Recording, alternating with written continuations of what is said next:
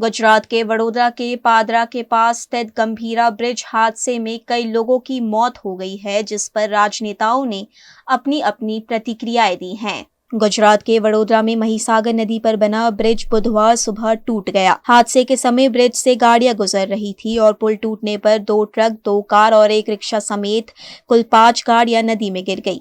एक टैंकर टूटे सिरे पर फंस गया। हादसे में 10 लोगों की मौत हो गई, जबकि 8 को स्थानीय लोगों ने बचाया। फायर ब्रिगेड की 3 टीमें रेस्क्यू के लिए भेजी गई है, जिनमें नरेंद्र सिंह परमार, गणपत सिंह राजपूत, राजू डोडाभाई, दिलीप पडियार, सोनल पडियार घायल हैं। वहीं रमेश पडियार, वेदिका पडियार, नैतिक पडियार, वक्त सिंह जादव, हसमुख परमार, राजेश चावड़ा, प्रवीण जादव, कांजी माची, जशु हरिजन, सुख भाई वागड़िया की मौत हो गई है। 45 साल पुराना ये ब्रिज मध्य गुजरात को सौराष्ट्र को जोड़ता था।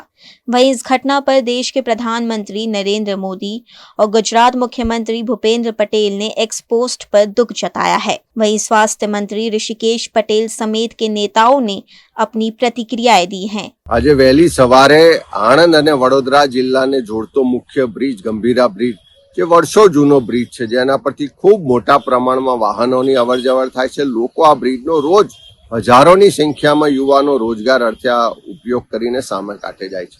વહેલી સવારે બ્રિજ તૂટી પડ્યો અને એના કારણે લગભગ 5 કરતા વધારે વાહનો નદીમાં ખાબક્યાના સમાચાર છે અને મોટા પ્રમાણમાં જાનહાનિ થયાની શક્યતાઓ છે।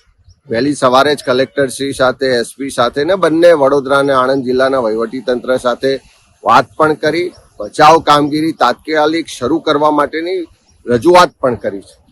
પણ વારે વારે આવા બનાવો બને છે કેમ પહેલી રજૂઆતો થાય કે આ બ્રિજની મરામત જરૂર છે, બ્રિજનું આયુષ્ય પૂર્ણ થઈ ગયું છે તો નવો બ્રિજ બનાવવાની જરૂર છે। બ્રિજ જો ભયજનક હોય તો એને બંધ કરવો જોઈએ, એની મરામત કરવી જોઈએ। સરકારી તંત્રની ગંભીર બેદરકારીને કારણે આ બનાવ બન્યો છે અને લોકોના જીવ ગયા છે। ત્યારે એવા સંજોગોમાં સરકાર આખા ગુજરાતમાં આવા બનાવો બને ત્યાર પછી જાગે છે, વહેલા કેમ નથી જાગતી? જો વહેલા જાગી હોત તો આ બનાવ ના બન્યો હોત, લોકોના જીવ જવાની જે શક્યતા છે, જીવ ના ગયા હોત। મને જે જાણકારી છે મુજબ મોટા પ્રમાણમાં લોકો નદીમાં ડૂબ્યા છે અને આ જે બનાવ બન્યો એના કારણે આખા વિસ્તારમાં અત્યારે ખૂબ ચિંતાનું વાતાવરણ છે। અમારા બધા જ કાર્યકરો આગેવાનો ત્યાં સ્થાનિકો પણ મદદમાં છે, પણ સરકારને ફરી મારી વિનંતી છે કે તાત્કાલિક એના માટેની એક્સપર્ટ બચાવ ટીમો મોકલવામાં આવે અને આખા બ્રિજ પરનો જે ટ્રાફિક છે એની વૈકલ્પિક વ્યવસ્થા કરવામાં આવે અને આની યોગ્ય તપાસ થાય।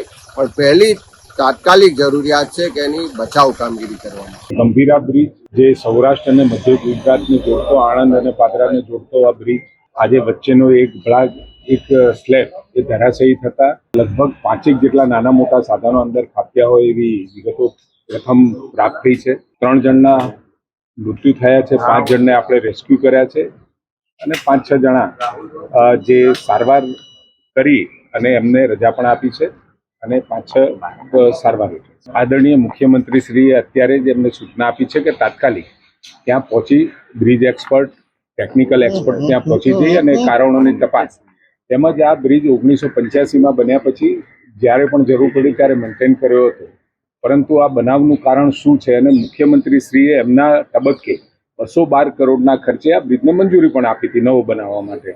એની કામ પ્રગતિમાં હતી, ટેન્ડર એસ્ટિમેટ ડિઝાઇન હેઠળ હતા અને એ થતાં જ નવો આપણે ટેન્ડર કરવાના છે। આ બ્રિજની નિયમિત મેન્ટેનન્સ અને મરામત કરેલી હતી, પરંતુ આ કમનસીબ બનાવ અને ખૂબ દુઃખદ બનાવ બન્યો છે।